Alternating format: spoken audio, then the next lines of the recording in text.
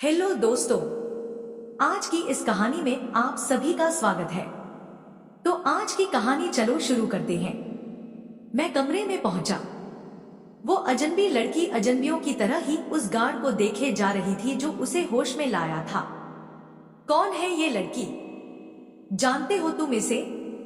मैंने गार्ड से पूछा। साहब, ये तो मेम्मा साहब के साथ कल शाम को आई थी। उस गार्ड ने उस लड़की की ओर देखकर बोला। कौन हो तुम? इस बार मैंने सीधा उसी लड़की से पूछा। जी, मैं रेशमा हूं। उस लड़की ने बिना किसी लाग लपेट के बोला। सौम्या तुम्हारे साथ थी। आज रात को मैं समझ गया था कि सौम्या उसे यहां क्यों लाई होगी। मेघना अपने घर गई हुई थी। 2 दिनों से तो सौम्या को अकेलापन सहन नहीं होता होगा। जी, मैडम ने ही मुझे बुलाया था। रेशमा ने बोला। सौम्या कहाँ है फिर जब तुम उसके साथ थी तो? मैंने रेशमा के चेहरे पर अपनी नजरें जमा कर पूछा। पता नहीं, मैं तो 1 बजे के करीब सो गई थी। उसके बाद मैडम कहाँ गई मुझे नहीं मालूम। रेशमा सहज भाव से मेरे हर सवाल का जवाब दिए जा रही थी। अगर तुम 1 बजे सो गई थी तो इस कमरे में कैसे पहुंची तुम? तुम्हें तो सौम्या के बेडरूम में होना चाहिए था। मैंने एक व्यर्थी सवाल उसके चेहरे से बिना नजर हटाए हुए पूछा। मैं तो उनके बेडरूम में ही थी। रेशमा ने ये बोलकर मेरे दिमाग के तार झंझना दिए। मैंने सबसे पहले सौम्या का बेडरूम ही चेक किया था। तुम तो मुझे वहां कहीं नजर नहीं आई। मैंने संशय भरी नजरों से उसे देखा। ये सौम्या मैडम का बेडरूम ही तो है जहां पर आप इस समय हो। रेशमा के इस जवाब ने एक बार फिर मेरे दिमाग की चकरा दिया। लेकिन उनका बेडरूम तो पहली मंजिल पर था। मैंने इस बार गार्ड की ओर नजर घुमाकर पूछा। साहब, वो राजीव साहब के जेल जाने के बाद मेम्मा साहब ने अपना बेडरूम इसी रूम को बना लिया था। मेघना मेम्मा साहब भी उनके साथ इसी रूम में रहती है। इस बार गार्ड ने मेरी बात का जवाब दिया। तुम सौम्या को कब से जानती हो? मैंने अब फिर से रेशमा पर अपना ध्यान लगाया। जी, मैं तो मैडम की कंपनी में ही काम करती हूँ। जब भी मैडम का मूड होता है मुझे बुला लेती है। रेशमा ने बेबाकी से जवाब दिया। मैंने अब गार्ड को वहां से बाहर भेजना ही मुनासिब समझा। हालांकि उस कोठी में काम करने वाले किसी भी इंसान से सौम्या की फितरत कोई छुपी हुई चीज नहीं थी। मेरा इशारा पाकर गार्ड उस रूम को छोड़कर जा चुका था। मैं फिर से रेशमा से मुखातिब होने वाला ही था कि मेघना ने कमरे में प्रवेश किया। कुछ पता चला सौम्या के बारे में? मेघना ने घबराए स्वर में पूछा। नहीं, अभी तो उसका फोन स्विच ऑफ ही आ रहा है। और जिसने इस लड़की पर हमला किया था वो शख्स भी फरार हो गया। मैंने मेघना को अभी की स्थिति बताई। रेशमा, तुमने उस आदमी को देखा था क्या जब उसने तुम पर हमला किया? मेघना ने रेशमा से पूछा। सौम्या को लग रहा था कि कुछ दिनों से कोई व्यक्ति उसका पीछा कर रहा है और उस पर नजर रख रहा है। इस बारे में कभी उसने तुम्हें बताया था? मैंने मेघना के सवाल को काट कर अपना सवाल मेघना से पूछा। नहीं, उसने तो मुझे कभी भी इस बारे में नहीं बताया। नहीं तो अब तक तो हम इस बारे में पुलिस कंप्लेंट कर चुके होते। मेघना ने मुझे बताया। यार, सौम्या रात को 2:30 बजे मुझे फोन करती है और मैं बिना वक्त गवाए यहाँ 45 मिनट में पहुंच जाता हूँ। इतनी सी देर में सौम्या एक ऐसे घर से गायब हो जाती है जहां उसके पहलू में एक लड़की सोई हुई है और बाहर गेट पर 4 गार्ड पहरा दे रहे हैं। मैंने ये बात जैसे खुद से ही बोली हो। मेघना और रेशमा दोनों मेंगरी और असमंजस भरी निगाह से देख रहे थे। अब हमें क्या करना चाहिए? मेघना ने मेरी ओर देखकर पूछा। सबसे पहले इस कोठी का चप्पा चप्पा छान मारो। मुझे नहीं लगता कि सौम्या इस कोठी से बाहर जा पाई होगी। मैंने मेघना को बोला। कहां से शुरू करें? सबसे पहले इसी मंजिल के सारे कमरे छान मारो। मैंने मेघना को बोला। क्या इस काम में गार्ड की भी मदद ले? मेघना ने मेरी ओर देखकर पूछा। नहीं, ये काम अभी सिर्फ मैं और तुम मिलकर करेंगे। अभी किसी तीसरे को इसमें शामिल नहीं करना। मेंगली बात सुनकर मेंगना ने सहमति से अपना सिर हिलाया। सर, मैं क्या करूं? रेशमा ने हम दोनों की ओर सवालिया निगाह से देखा। तुम भी आओ हमारे साथ, कहीं तुम्हें अकेला देखकर वो तुम पर दोबारा हमला न कर दे। मैंने रेशमा को बोला।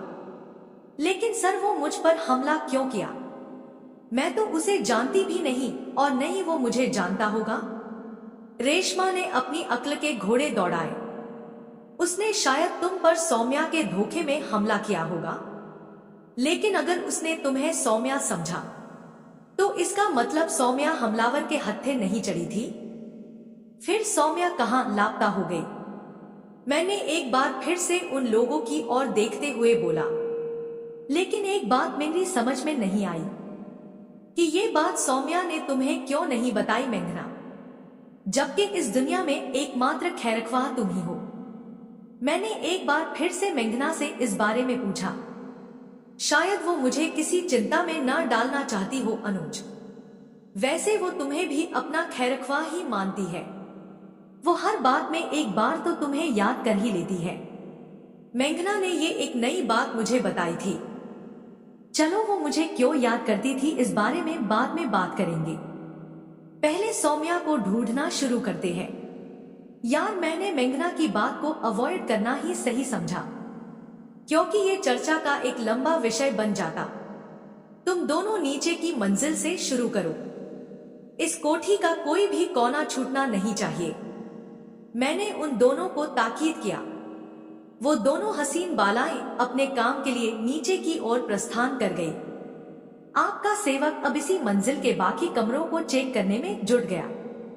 मैंने उस मंजिल के सभी कमरों को बारी बारी से अपने ब्रह्मास्त्र का प्रयोग करके चेक किया, लेकिन वहां सौम्या तो क्या, उसके बदन की खुशबू का भी एहसास मुझे किसी कमरे में नहीं मिला। उस मंजिल के बाद ये बंदा अब तीसरी मंजिल की ओर मुखातिब हुआ। हालांकि तीसरी मंजिल पर रहने वालों का अभाव गुप्ता जी के जीवन काल में भी था। तब अभी अमूमन ग्राउंड फ्लोर, फर्स्ट फ्लोर और फोर्थ फ्लोर ही कुछ कुछ आबाद रहा करता था। मैं तीसरी मंजिल पर पहुंचा। उस मंजिल पर भी कब्रिस्तान जैसी खामोशी पसरी हुई थी। नील बटे सन्नाटा। सुई भी अगर गिरे तो उसकी खनखन की आवाज आपको ज्यों की त्यों सुनाई देगी। मैं उस मंजिल के भी हर कमरे को खोल खोल कर चेक करने लगा, लेकिन नतीजा वही ढाक के 3 पात। मुझे अपनी ये सारी कसरत जो मैं खुद भी कर रहा था और मेंघना और रेशमा से भी करवा रहा था, बेमानी लगने लगी। तीसरी मंजिल की चेकिंग के भी कोई नतीजा नहीं निकला। मेरे थके हुए से कदम अब चौथी मंजिल की ओर उठ चुके थे। चौथी मंजिल से आपका सेवक भलीभांति परिचित था, क्योंकि मैं राजीव की छोटी बहन नेहा की मौत के बाद उसके कमरे की तलाशी के सिलसिले में इस मंजिल की खाक छान चुका रहा। मैं चौथी मंजिल पर पहुंचा। खामोशी और सन्नाटे के मामले में कोई भी मंजिल 19 साबित नहीं हो रही थी।